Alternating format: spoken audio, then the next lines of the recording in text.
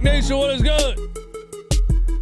Yeah, we got some things to talk about today. I just got a couple of takes for you. A couple of takes for you on a couple of playoff games from yesterday.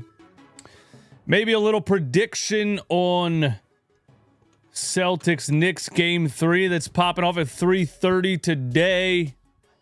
That's a big one with the Knicks being up 2-0 and the Celtics blowing back to back 20-point leads. And then at the end of this stream for my sickos, we are going to read an article by our friend Jacob Moreno on what the 76ers would need to do this offseason if they land Cooper Flagg. They do have a 10% chance of landing Cooper Flagg. It's only about 4% lower than the top 3 in the league. It's very possible. But anyway, we're going to talk about the NBA playoffs first because I picked the Denver Nuggets to go to the NBA Finals. A month ago? Whenever the playoffs were about to start, okay? People called me crazy. Even Denver Nuggets fans, maybe especially Denver Nuggets fans, called me crazy because that team had so many ups and downs throughout the season, and, you know, Nuggets fans overanalyze the team a little bit, much like I do with the 76ers, and you really see their weaknesses throughout the season, and you just come to the conclusion this team doesn't have enough, this team can't do it. They are up 2-1 on the Oklahoma City Thunder. Yeah, the untouchable juggernaut. Oh, they're going to run through the West. They're too overpowered. Nobody can beat the Thunder. I said after the NBA Cup game. And I remember a specific response. It was like, bro, you're basing this opinion off of one game? Yes. Yes, I am. The NBA Cup championship game against the Milwaukee Bucks. The Milwaukee Bucks did one thing well. They took SGA out of the game. They slowed him down, number one. Number two, he wasn't getting the calls that he used to get, that he was used to getting in that NBA Cup championship game. Number three, he kind of quit. And I saw something about that team that I said that I just don't think this team's ready. I think if you can slow down SGA, they're not that good. In that NBA Cup game against the Milwaukee Bucks, they scored 14 points in the second half. That's all I needed to see. And I just knew that if a team in the playoffs can do that and can do it 4 times out of 7 chances, they can beat them in a series. Anyway, Denver did that last night. I'm not saying OKC doesn't come back and win the series. We'll see what happens. But, yeah, they're doing OKC's kind of doing what I thought they were going to do in the playoffs. Anyway, thank you all for being here. 129 in the stream. Be active in the chat, man. Chat's quiet. 129 people watching and the chat's quiet. What's up in the chat, man? Where are you? Where are you watching the show? Where are you listening from? Let me know in the chat. Nick Escobar in the chat. Joker Graham. Looking for Sasuke. Noti Gang in the house. Cameron C, member of the channel. NBA playoffs have been absolute cinema. I agree with that. Oh, I didn't put my... Hold on, give me 1 second. I forgot to link my chat so I can bring them up on the screen.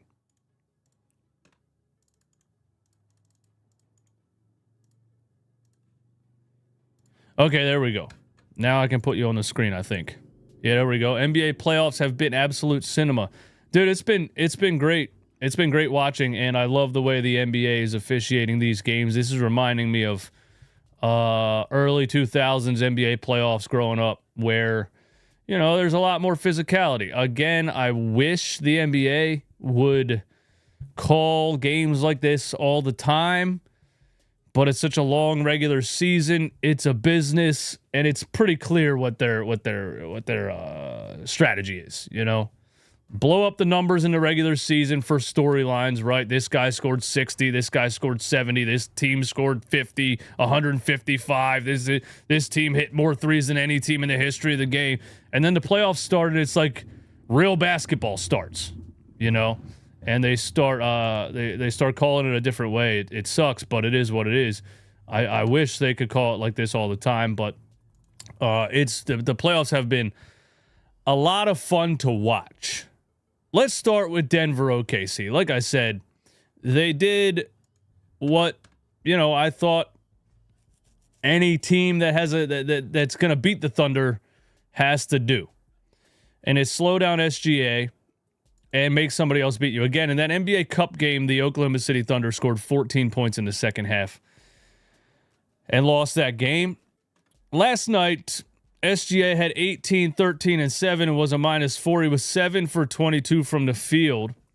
But I saw something from Denver that I don't think I saw in the first two games. Maybe I did, but it seemed like it was on a little bit different of a level, which was like second level defense on SGA. You know, once he gets past his defender, they kind of built like a Giannis type of wall in the paint. You know, really stepping up on him around the free throw line with multiple defenders and just making him get rid of the ball. And that was their strategy. And, I mean, it ended up Jalen Williams dropping 32 points because of that. Shout out to Jalen Williams for that performance. But I just saw SGA kind of quit. Exactly what I saw him doing in the NBA Cup game when the Bucks did that to him. He kind of quit. And guess what? In overtime, SGA did not shoot the basketball.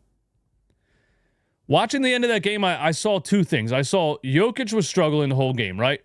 So if you're looking at MVP versus MVP, Jokic was struggling the whole game. SGA was struggling the whole game. What separates a championship level player from a player who put up a lot of numbers in the regular season but might not be ready yet to win a championship? What separates it? Who shows up when it matters?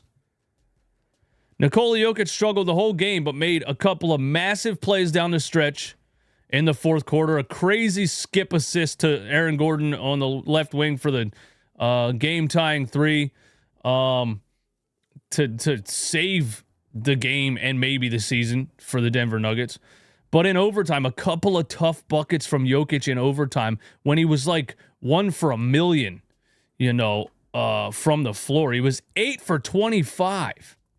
But that didn't stop him. He doesn't let that affect his next possession. What do they call it? Short-term memory? You got to have short-term memory, right? I used to see this with Allen Iverson. My whole childhood watching the NBA and watching the Sixers in the Iverson era. The dude would be 3 for 49. But if it was a close game in the fourth quarter, he was going to the rack. He was putting the ball in the hoop. He did not care about stats, and that's why new age fans look back at it and say Iverson shot 39% for an entire season and all this stuff. We didn't talk about stats like that back then, bro. We didn't talk about true shooting percentage and all this stuff. We talked about who put the ball in the hoop when it mattered the most, you know? And that's what I saw from Nikola Jokic last night, and that's what I did not see from SGA last night. SGA struggled, and he kind of quit. And for them to go to overtime and for him to not put up a single field goal in overtime is, I'm sorry, not acceptable for the presumptuous MVP winner. And I know MVP is a regular season stat, but I don't know if it should be a regular season stat, you know? I saw something from SGA at the end of the game that even, took this to the next level. This is a guy that has been scrutinized the whole season for leading the NBA in free throws. All right. And tie game, 7 seconds left. SGA has the ball in his hands. Again, wasn't a good shooting game for him. Was struggling to score because of the defensive strategy Denver was applying. But even so, if he was ready to win a championship, he, number one, gets a good shot off at the end to potentially win the game. Number two, makes the shot. Maybe he misses the shot. If it would have been a good look, it would still be like he got a good look. But he didn't get a good look. What did he do? Christian Brown held SGA to 30% from the field last night. SGA, in the final couple of seconds, tie game, chance to win it, does a sweep through on Christian Brown and tries to draw a foul. What are we doing? This is James Harden level of nonsense. And these players know. Here's the thing. Here's what I'm stuck on with plays like the last shot from SGA. These players basically they get so used to getting the calls throughout the whole season, right?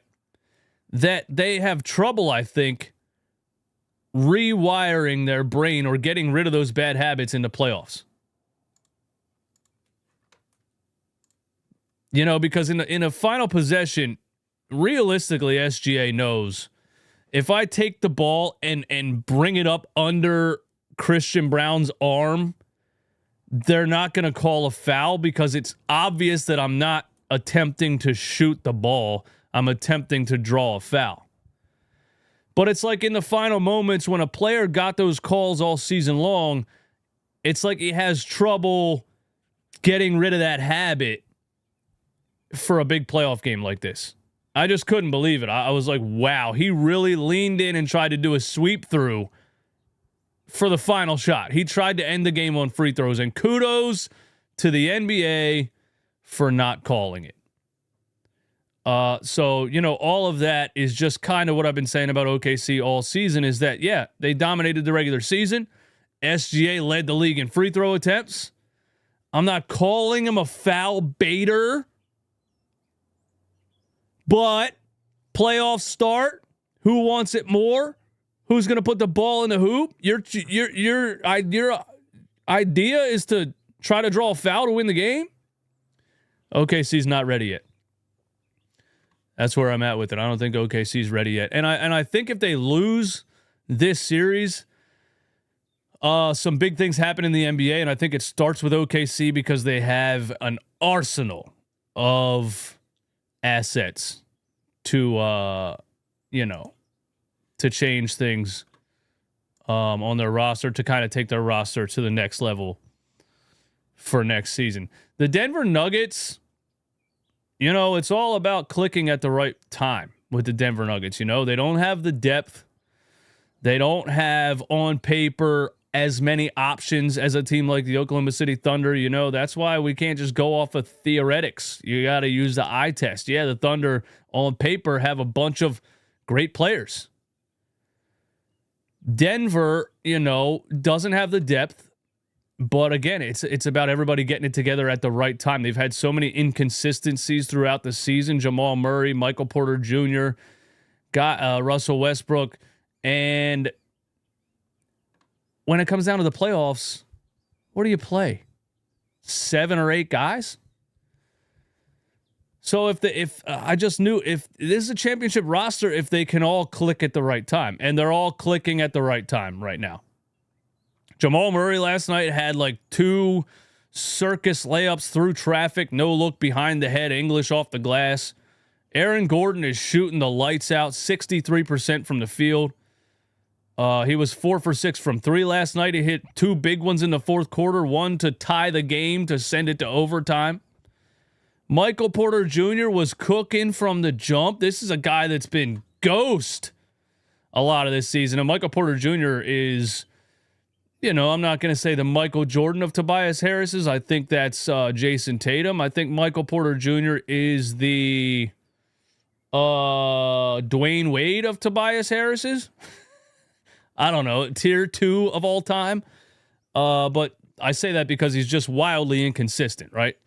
And so, you know, games like last night, he shoots 7 for 10 from the field, 70% from the field, 5 for 6 from 3. And he hit a big one in overtime, too. And so, yeah, I mean, odds are you're not going to get that from Michael Porter Jr. Next game, odds are he's going to be 1 for 13 next game. Just the way that his game fluctuates.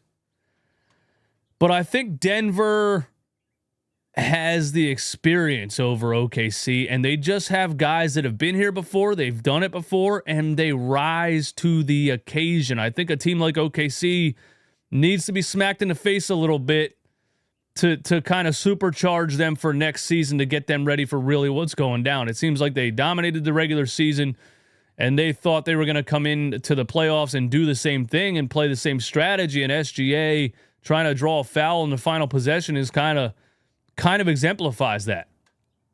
Yeah, so that I think that's my take on Oklahoma City versus Denver. I think Denver wins this series. I think it goes 7. I think OKC has games where they played a lot better than they played last night. Game 2 they blew them out of the water. So maybe the Thunder get another game like that where they win by 25. But I think in the end, this series, I think the Denver Nuggets win on experience. And I think the Denver Nuggets play the Minnesota Timberwolves in the Western Conference Finals. MPJ got an injection before last night's game. Oh, yeah, he has a shoulder injury. I forgot about that. OKC's only experienced player is Alex Caruso. Is Caruso like deep playoff experience though? He played for the Bulls for a while. He played for the Lakers for, I guess he was he deep in the playoffs with the Lakers? 2020, the bubble, was that Alex Caruso on the bubble team? I think he was. This playoffs have proven the old team with the most wins or the best formula is obsolete. Experience and chemistry matters. Yeah, and this is the parity of the NBA, man. I love it lately. Man, it's been a while since the NBA has had parity like this, and this makes the product so much better.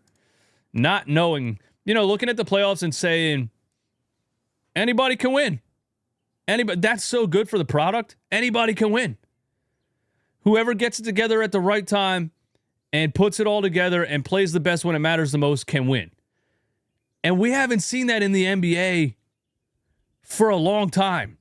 Even in the early 2000s, nobody was touching the 2001 Lakers, And then what happened in the 2007, 8, 9?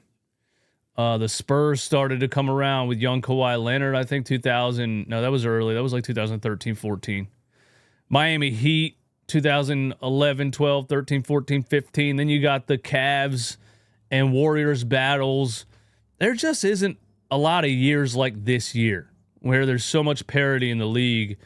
Usually it's like two teams that you kind of know if they stay healthy, they're destroying everybody. I just think the NBA is in a great place right now. And you're right, man. Like depth, teamwork, consistency, and defense is winning more than this team has 3 all-stars. They're going to walk to the NBA Finals. I love it. And that's my take on Nuggets OKC. I think the NBA is giving Flagg to the Spurs.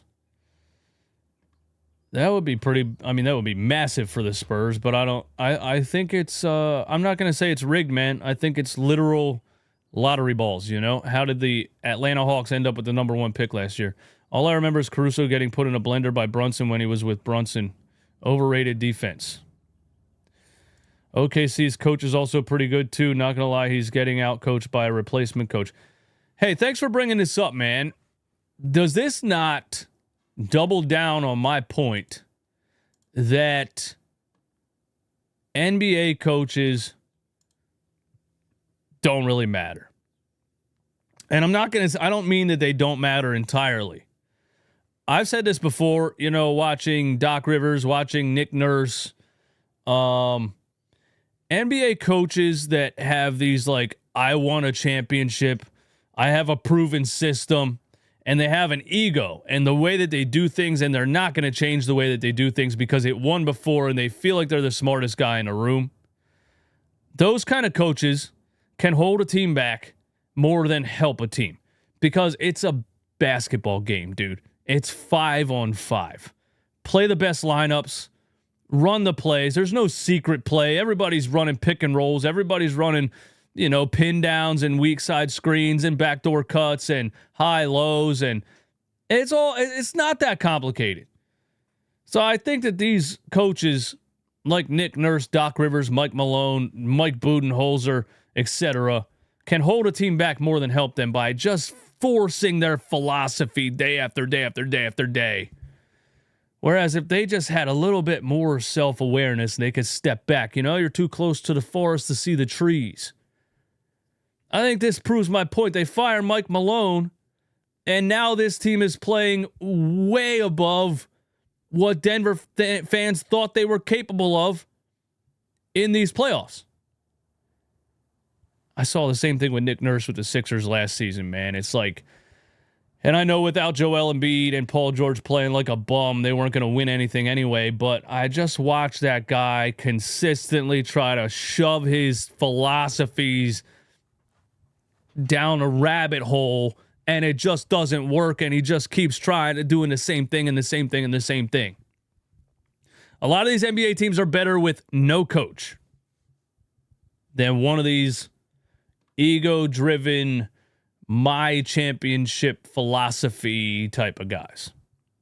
That's what I think, man. Coach Spo is great. I agree. Coach Spo is great. Deciding to make Ben Simmons a point guard was definitely a choice. That was Brett Brown. That guy didn't have the experience, but that guy also just had no clue what he was doing. You need a coach who knows what he's doing. But I think these old guys that won championships 5-10 years ago, they're not going to change the way that they do things. You know what I'm saying? Yeah, let's move on before this becomes a 2-hour show. 250 people in here. Thanks for being here. What else we got to talk about, man? I think I said everything I wanted to say about the Denver versus OKC game. The Cleveland Cavaliers blow out the Indiana Pacers after the Pacers start with a 2-0 lead in the series, and obviously getting Darius Garland back was huge for the Cleveland Cavaliers, and maybe even bigger, getting Evan Mobley back. The Indiana Pacers got smacked yesterday, and it was all in the hustle points. It was all in the hustle categories, man. Look at these numbers. Defense, rebound 38-33. Offensive rebounds 18-4. Evan Mobley had 13 rebounds. He had 5 offensive. Points in the paint 54-48. Second chance points. Look at that. Cleveland Cavaliers 31 second chance points to 9 second chance points for the Pacers. That's just hustle, offensive rebounding, diving on the floor. The Cavs are down 0-2. They said, listen, this hasn't been fair. We've been without some of our guys. We need to make a statement in game 3. And they came out with just a level of energy and a level of fire that, you've seen it from Donovan Mitchell the whole series so far, but they came out, they just played faster. They played a lot faster. They got up 20 more shots than the Pacers. They got up 100 shots in the game. The Pacers got up 80. That's just the Cavs running them out. They ran them out of the building. Darius Garland from the first quarter, just full speed. The dude is lightning quick. Dropping dimes, no-look dimes in the paint. Just when the Cavs have everybody back and Garland's playing like that, and then you got Mobley defending the rim. He had 4 blocks, but you also have him giving you 13 rebounds and 5 offensive. And if the Cavs stay healthy and stay locked in like that, they're winning that series. And Haliburton was a no-show. I think that the Cavaliers had a strategy to, slow down Tyrese, make somebody else beat you. Man, Tyrese, I was just talking so good about you last game. I was slandering Daryl Morey. I was showing the screenshot of you with the big ball celebration. Pause. And you come out in game 3 and make me look like this? 4 points in 30 minutes? A -20? Holy hell. That's pretty unbelievable that a player can go from that high to that low game to game. That makes me question Tyrese's mental toughness a little bit, but we'll see what happens in game 4. I want to say shout out to Donovan Mitchell, man. The dude is out of his mind right now. And I remember a couple of years ago when I said I would trade Tyrese Maxey for Donovan Mitchell. And this was when Donovan Mitchell was 25. This was when Tyrese Maxey was 21. And I was looking at it like Joel Embiid was in his prime at the time, and you would be adding a solidified NBA star next to Joel Embiid to go try to win a championship. That's why I was saying it. People thought it was crazy. And Tyrese Maxey's had playoff games where, I mean, he had a 47-point game against the Knicks in the playoffs last year and dominated that game and took it to overtime and dominated overtime. But Donovan Mitchell's in his prime right now. You know what I mean? He's 28 years old. It's like 28 is like the sweet spot for an NBA player. Like, they have potential when they're drafted. They show signs of greatness throughout the years developing. And then it's like right around 28, 29, 30, they're at their peak.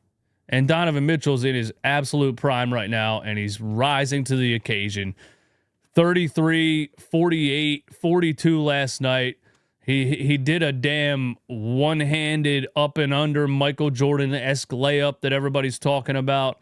He had another ridiculous layup that was like through traffic off the glass, right hand, opposite side of the rim.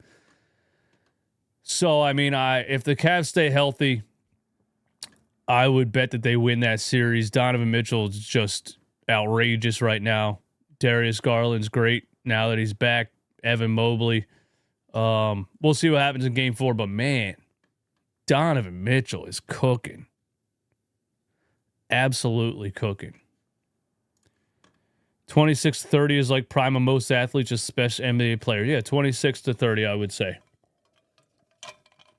Tatum should take a note or two from Mitchell about putting his head down and going to the paint. Well, we're going to talk about the Celtics in a second. What else you guys got in the chat? Do you think the Nuggets win game 4? As a Nuggets fan, I feel like them going 3-1 feels too good to be true. No, I don't think they win game 4. I think it goes 7 games. But I don't think you're going to see another blowout like you did in game 2. I think every game is going to be like it was last night for the rest of the series, and I think whichever team wants it more and experience is gonna win the series. That's what I think.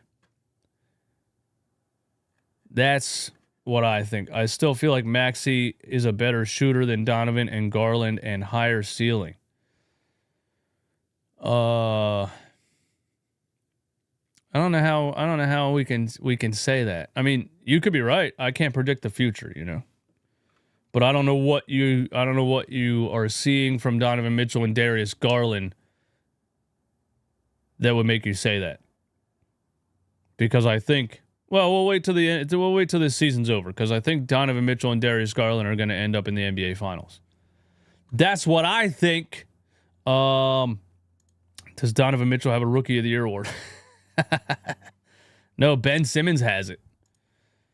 Ben Simmons has it. Has Joel gotten his surgery yet? Yeah, he got a scope. That's all we know. Richie MC, watch my video from yesterday on the Mike Missanelli interview with Daryl Morey, because Mike Missanelli asks him right to his face what the surgery was, and he doesn't really know how to answer the question. It's pretty funny. Yeah, Celtics, Knicks, game 3 in about 1 hour from now. Things to look for. I said, where am I at here? I want to go back to, I said after game 1, this strategy the Celtics are playing is not going to work. You can't just walk in and shoot more threes than everybody and walk to the NBA Finals. They've shot horrendous percentages from 3. Both games. Game 2 was even worse than game 1. Game 2, they shot 25% from 3, 10 for 40. They're going to need to switch it up. I think the Knicks just need to keep doing what they're doing. you know, play strong perimeter defense, fly out to the line. The Celtics seem like they are stuck in a habit that they're having a tough time breaking because much like SGA played a certain way all season and now is struggling to change certain habits, like trying to draw a foul in the final possession of a game. I think the Celtics played a certain way all season, and now it's not working, and they're struggling to kind of break the habit of what they were doing all year, where they just have a tendency to come down, pass the ball around the perimeter, shoot a three. Come down, pass the ball around the perimeter, shoot a three. And when it's not going in, what are you going to do? You know, and then you have Jason Tatum, who seems like he's more invested in the narrative than playing team basketball. I think Jason Tatum is more locked in on proving to everyone that he's the guy than he is at playing team basketball. And when it came down to the final possessions in game 1 or game 2, game 1, I think he was 0 for 5 in the fourth quarter. And he took a couple of terrible contested step back threes over what the hell is his name? Mitchell? Why am I forgetting his last name? Mitchell Robinson. And game 2, he had Mitchell Robinson in an ISO with the potential to win the game 2 and hesitated, almost lost the ball, drove to his left, took a tough shot over 3 players, actually tried to bail on the shot, and Mikal Bridges stole it from him. I don't know, man. Tatum doesn't look like he's locked in. He looks like he's a little bit in his own head with the whole, like, everybody's coming at me. I didn't win MVP last year. I got to show everyone that I'm the guy. I don't know, man. I want to realistically pick the Celtics to win the series because I think if I was betting money on it, which I'm not, I would say that they get it together and they obviously have the deeper, better roster. But again, we could go same way with OKC versus Denver. Which team looks like they want it more? Right now, the Knicks look like they want it more. And they've won both games on straight grit. Straight blue collar. You know? Hard work beats talent when talent doesn't work hard. Oh! But we'll see what happens, man. 1 hour. That game isn't 1 hour. My realistic prediction for Celtics Knicks game 3 is a Celtics 20 plus point victory because I don't see the Knicks going up 3-0. I don't want to go conspiracy. I don't want to go rigged or anything like that, but the NBA doesn't really enjoy sweeps. I think you might see a little bit more of a favorable whistle for the Boston Celtics in this game versus the New York Knicks. From a business standpoint, this is an amazing matchup. This is a money-making series, New York versus Boston. If you could have got this in the Eastern Conference Finals, it would have made you even more money, right? So from a business standpoint, you want this to go 7. And so I'm just being realistic here. I think you might see a little bit more of a favorable whistle for the Boston Celtics in this game. And I don't think the Knicks go up 3-0. Boston was up by 20 plus in both game 1 and game 2. It shouldn't be that complicated of a strategy for Boston. Let's continue what we did to get those 20-point leads, and then let's keep our foot on the gas. This is an arrogant team. This is what I said about them all season. They look like they think they deserve a championship trophy just for showing up. You know?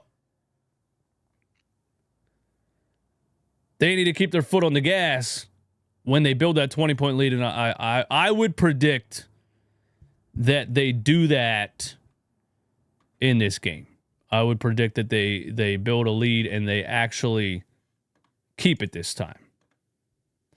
I think Tatum goes 6 for 10 from 3, 30 points. He's so up and down, kind of like Harden. I'm not going to put Harden in that conversation. We could have used a different example, but Harden's a bum, dude.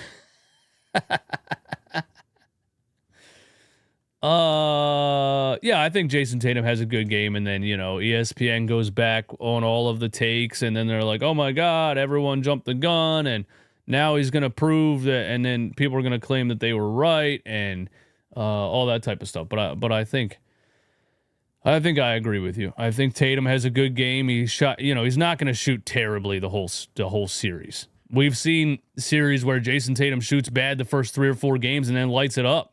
He stunk up the joint 2 years ago against the Sixers, and then in game 5 or game 6, he had 40-something. In game 7, he had 51.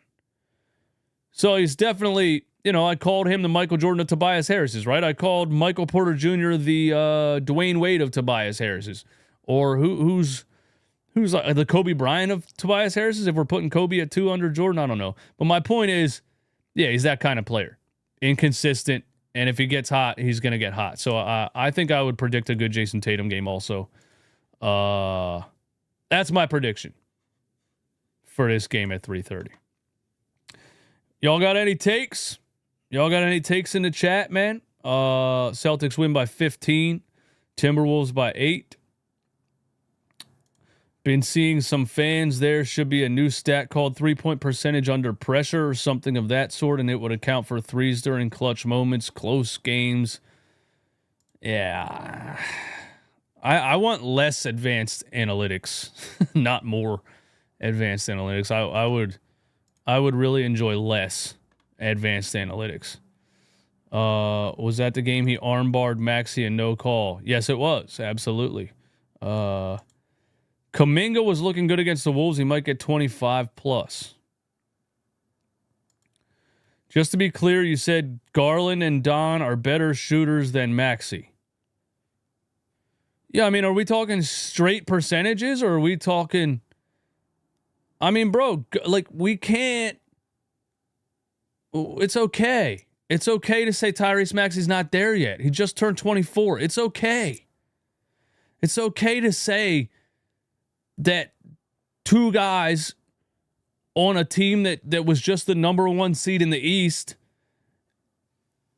are right now better than Tyrese Maxey. It's okay to say that. We don't have to be super fans, man. We can be objective, man. We can be objective. It's okay. 280 people in here. Thanks for being here. Hit the like button for me one time.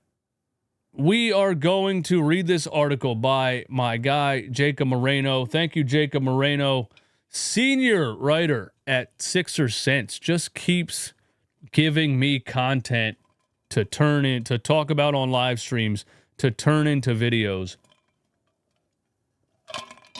to keep me in the algorithm, to keep me making ad revenue.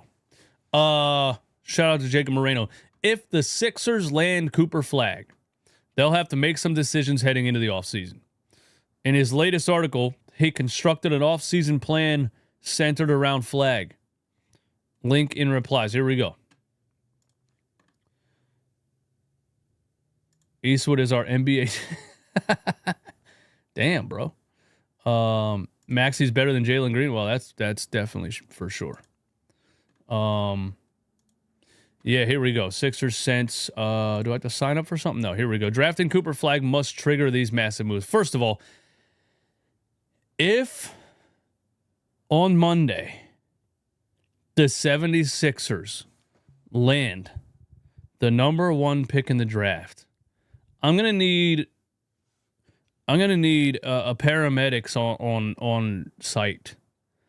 I would need medical treatment available. I need paramedics on standby, because I feel like if I'm watching the draft lottery on Monday and they say number 1 pick Philadelphia 76ers, my heart is going to stop for like 3 minutes and I'm going to need resuscitation. Well, you never did coke before? Sometime your heart stopped. I don't know, man. Like, I don't think I could handle if this actually happens, because the Sixers are in such a terrible situation. They're so down bad right now. They're so hard to be optimistic about. It's so hard to look forward to anything besides Maxey and McCain next year, this would change everything. It might be the most possible, the most monumental possibility I've seen. What's the word I'm looking for? For like if something happens this way, it could change the next 10 years for the better. And if something happens the other way, like drastic possibility. I don't know what the word is I'm looking for. But anyway, here's Jacob's article, man. Since October, various jersey swaps of Cooper Flagg uniform have been rampant across social media as Philadelphia continues to tank. The excitement of the possibility grows. Needless to say, acquiring Flagg would be an absolute dream for the 76ers, but once the hype wears off, their front office will have a lot of interesting choices to make heading into the offseason that could determine their ceiling next year. Yeah, I mean, I don't know, dude. Like, without even reading the rest of this, and I'm going to read the rest of it, but if the 76ers would land Cooper Flagg, then, like, I'm not going to say the rest of the offseason is crucial or anything like that. You landing Cooper Flagg would alleviate you from this we have to win now pressure that they are under. If you land Cooper Flagg in the draft, here's what you do. You fire Nick Nurse, you fire Daryl Morey, you get rid of Joel Embiid and Paul George any way possible. And you just, now the fan base, because especially as a business, right? Because now the fan base is excited for the future and they're excited for their new team. They're excited to watch Cooper Flagg and Tyrese Maxey and Jared McCain, and they're excited to watch you go forward with this new regime. If you would land Cooper Flagg, bro, nobody wants to watch Paul George and Joel Embiid if you landed Cooper Flagg in the draft. I think, I mean, I wish they could have blown it up right when the season ended. I think if you land Cooper Flagg, there's even more reason to blow it up. Out with the old, in with the new. You know what I'm saying? I was going to say something else, and now I forget. But anyway, step one, nail the second round. Well, Daryl Morey's been good at drafting in the second round, actually. Got a Dembona in this record. Oh, yeah, here's what I was going to say. You got to get rid of Nick Nurse, man. Because, number one, he's the white Doc Rivers. If there is one coach or two coaches that you could see, like if you got Cooper Flagg with the number one overall pick, the only two coaches in the world that would like make him earn playing time for the first 20 games of the season are Doc Rivers and Nick Nurse, dude.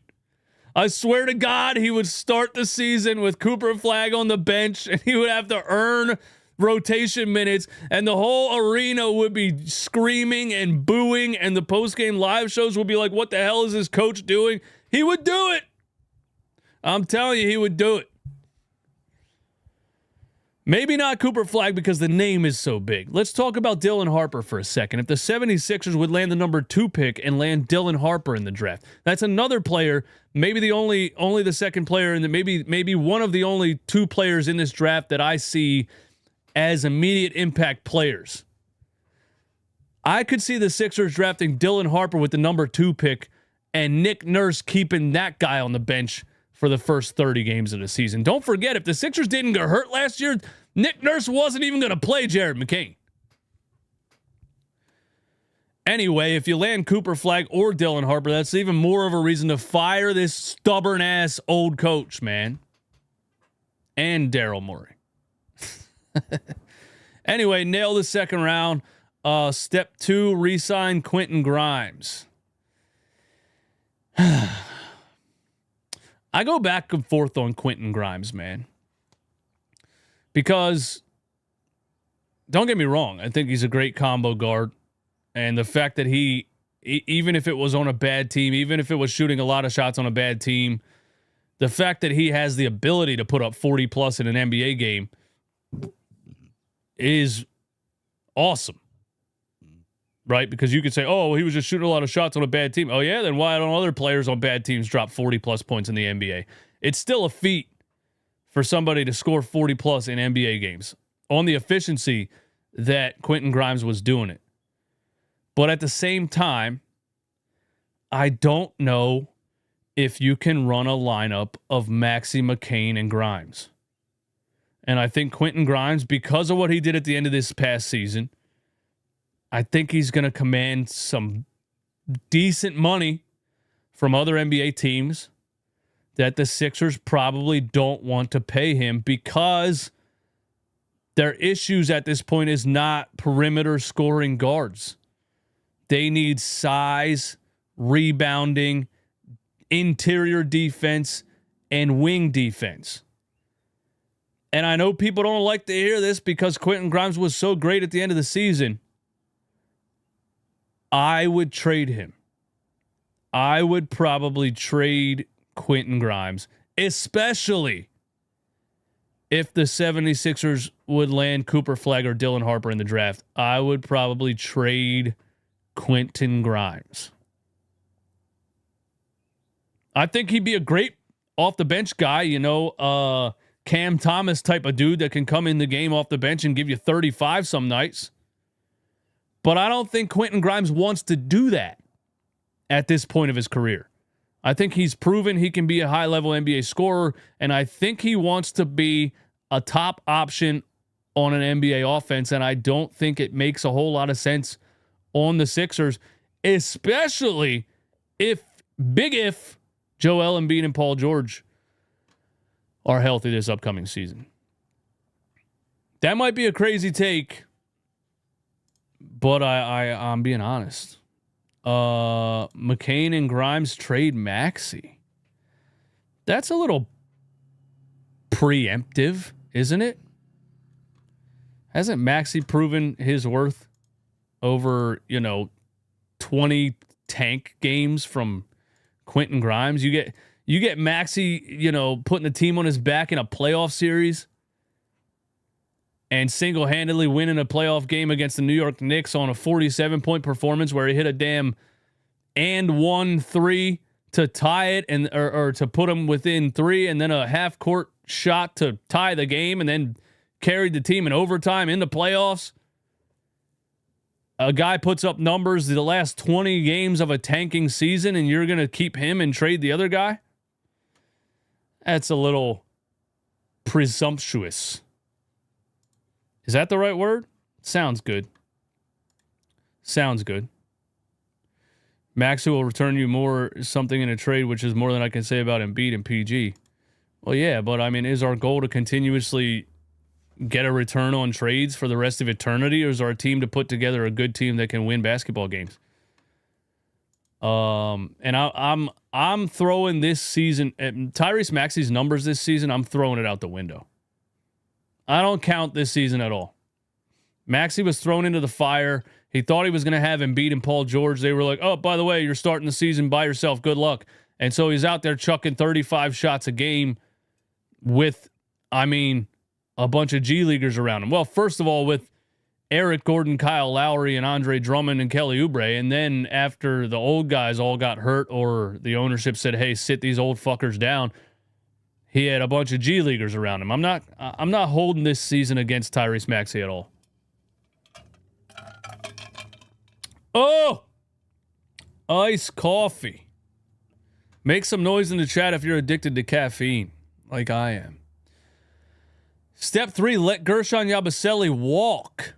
Okay, so he says sign Quentin Grimes and let Gershon Yabusele walk. Well, I think Yabusele's going to walk anyway. I thought they should have traded him at the deadline. I said that. Everyone said, why would you trade one of your best players? I said, because they're not winning anything this year anyway, and he's going to get overpaid in the offseason, so you might as well trade him at the deadline. But there's me being a good GM in my attic in Hershey, Pennsylvania, and the actual GM being an idiot. Anyway, I think Yabusele walks anyway because he's going to get paid, and I don't think the Sixers can afford what he's about to get. If the 76ers can capture the flag, add an intriguing prospect with their second-round pick, re-sign Grimes, and fill the rest of the roster out with cheap veteran players below the age of 30 years old. Cheap veteran players below the age of 30 years old. Jacob, I got a purple dragon to sell you, bro. Cheap veteran players below the age of 30 years old? Who? There's a reason the 76ers signed all the 40-year-olds last year. It's the only guys they could get. Cheap veteran players are not below the age of 30 years old. My guy, Jacob Moreno, man. Shout out to him for being an amazing young fan of the 76ers and, being the senior editor of Sixers Sense at, Jacob's a young dude, man. He's 20, I would guess. And shout out to him for writing things and consistently giving me things to react to on YouTube, talking about the 76ers and everybody else. And Celtics Knicks in 30 minutes. Thank you guys for hanging out. I appreciate you. Hit the like button one time. And I will talk to you very soon. We're live streaming the draft lottery on Monday. Don't forget. Be there. Right here. Right here. Run It Back Philly on YouTube. All right, I need to go run around and go to the gym or something.